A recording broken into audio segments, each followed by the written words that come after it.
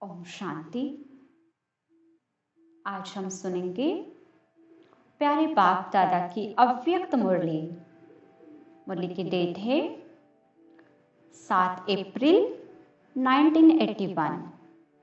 मुरली का हेडिंग है मनन शक्ति द्वारा सर्व शक्तियों के स्वरूप की अनुभूति। आज बाप दादा अपने सर्व कल्प पहले वाले सिखिलदे बच्चों को देख हर्षित हो रहे हैं। जैसे बाप अति स्नेह से बच्चों को सदा याद करते हैं, वैसे ही बच्चे भी सदा बाप को याद करते व बाप की श्रेष्ठ मत पर चलने में दिन रात लगे हुए हैं। बाप दादा बच्चों की लगन, बच्चों की दिल व जान, सीख व प्रेम से सदा सेवा में लगन देख सदा ऐसे बच्चों को आफरीन देते हैं। बच्चों का भाग्य के पीछे त्याग देख बाप दादा सदा त्याग पर मुबारक देते हैं। सर्व बच्चों का एक ही संकल्प बाप को प्रत्यक्ष करने व स्वयं को संपन्न बनाने का। यह भी देख बाप दादा खुश होते हैं। क्या थे और क्या बन गए, इस अंतर को सदा स्मृति में रखते हुए सभी इसी ईश्वरीय नशे में रहते हैं। इसको देख बाप दादा भी फकूर से कहते हैं, वाह संगम युगी बच्चे वाह, इतने तकदीरवान जब लास्ट जन्म तक भी आपके तकदीर की तस्वीर मस्तक में महिमा द्वारा, मुख में गीतों द्वारा और हाथों से चित्र द्वारा, नैनों में स्नेह द्वारा तकदीर की तस्वीर खींचते रहते हैं। अब तक भी आप श्रेष्ठ आत्माओं की शुभ घड़ी को याद कर रहे हैं कि फिर से कब आएंगे। आह्वान की तुम मचाए हुए हैं। ऐसे तुम तकदीरवान हो जो स्वयं बाप भी आपके तकदीर के गुण गाते हैं। अंतिम भक्त तो आपके चरणों को भी पूछते रहते हैं, सिर्फ आपसे क्या मांगते हैं कि अपने चरणों में ले लो। इतनी महान आत्माएं हो, इसलिए बाप दादा भी देख हर्षित होते हैं। सदा अपना ऐसा श्रेष्ठ स्वरूप, श्रेष्ठ तकदीर की तस्वीर स्मृति में रखो। इससे क्या होगा? समर्थ स्मृति द्वारा, संपन्न चित्र द्वारा चरित्र भी सदा श्रेष्ठ ही होंगे। कहा जाता है, जैसा चित्र वैसा चरित्र, जैसी स्मृति वैसी स्थिति।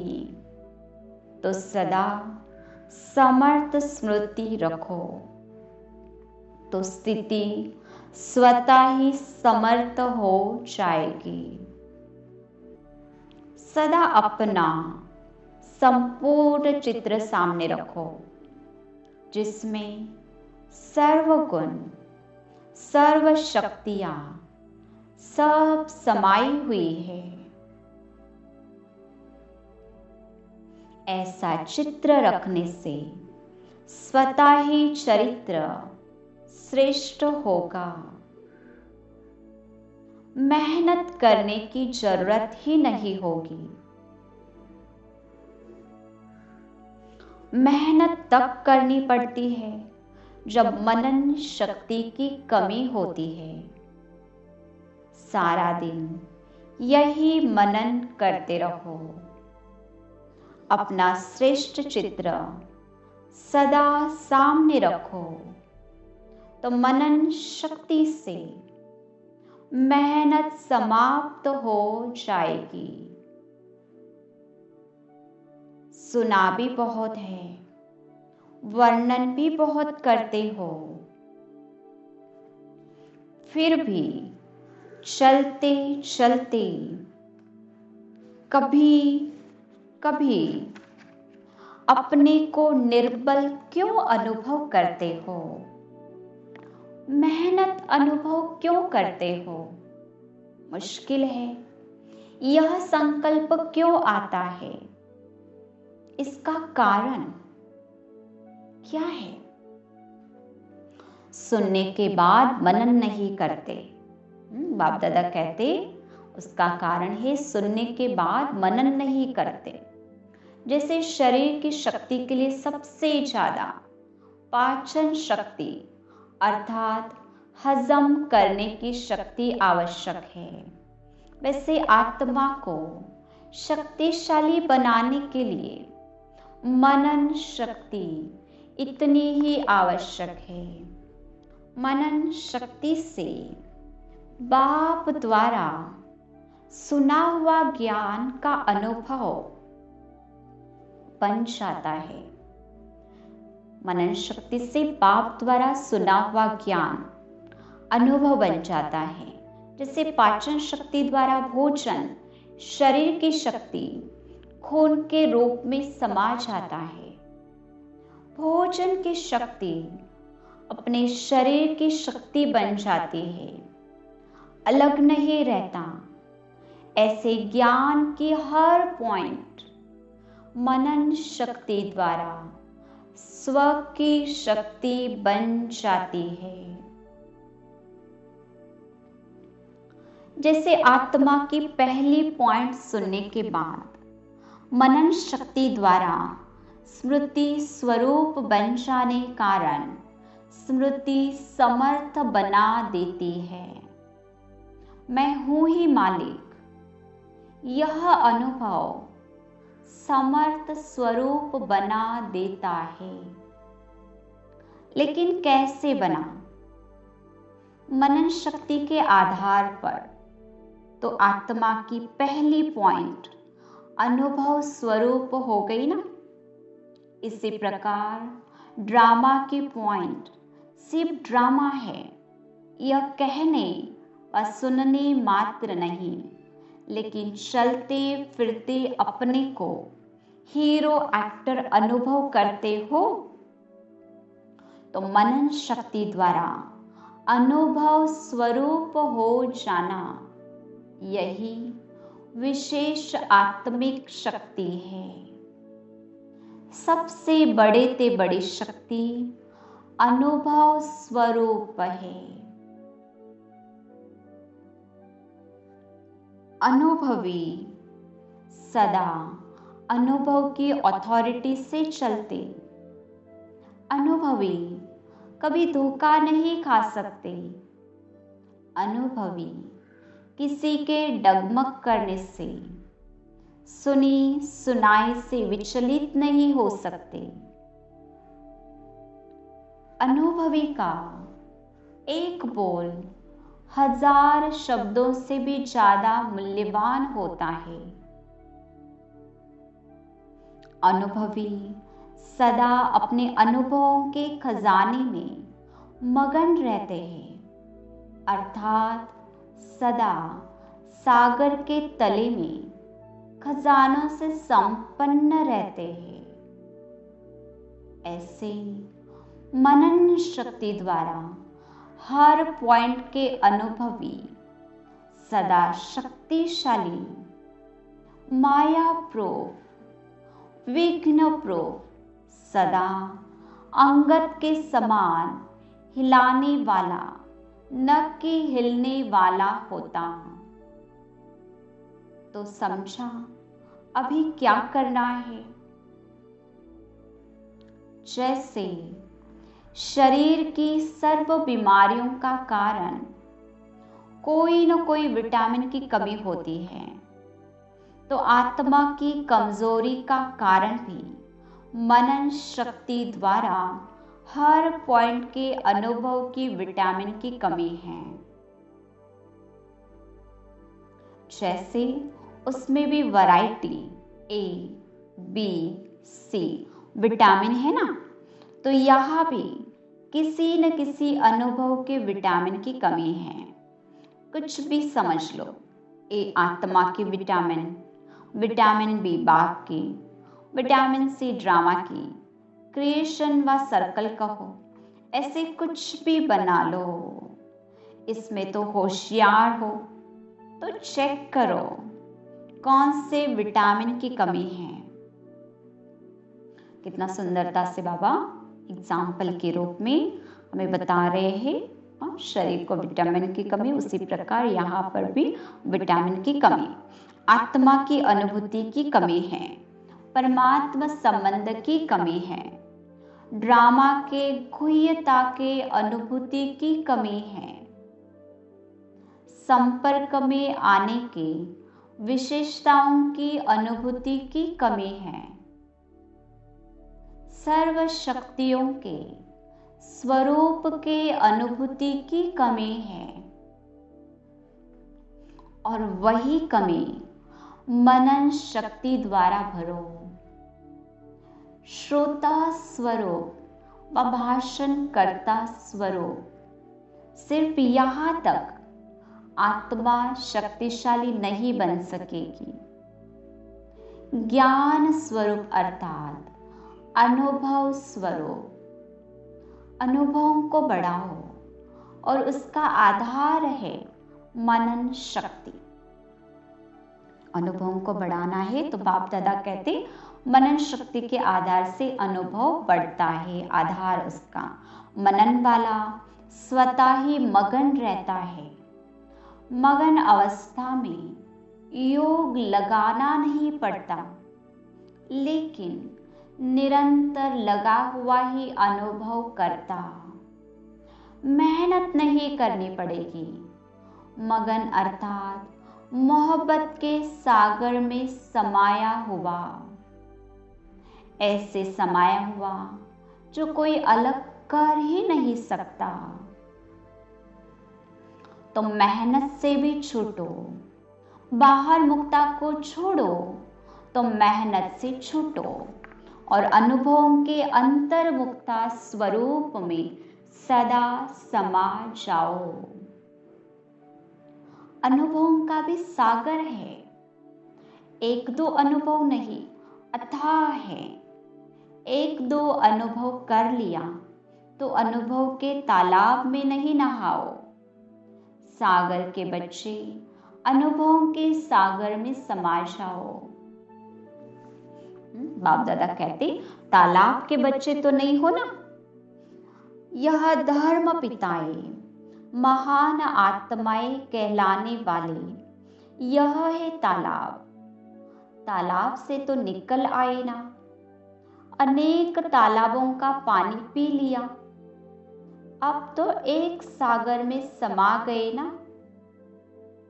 ऐसे सदा समर्थ आत्माओं को, सदा सर्व अनुभवों के सागर में समाई हुई आत्माओं को, सदा अपना संपूर्ण चित्र और श्रेष्ठ चरित्रवान आत्माओं को, सदा श्रेष्ठ भाग्यवान आत्माओं को,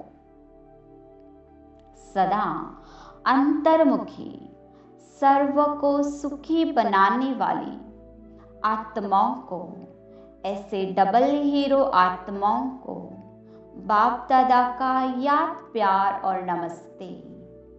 हम रूहानी बच्चों की रूहानी बाप दादा को याद प्यार, गुड मॉर्निंग और नमस्ते। बाप दादा की पार्टियों के साथ मुलाकात। सदा स्वयं बाप के समीप रत्न समझते हो? सदा स्वयं को बाप के समीप रत्न समझते हो? समीप रत्न की निशानी क्या होगी?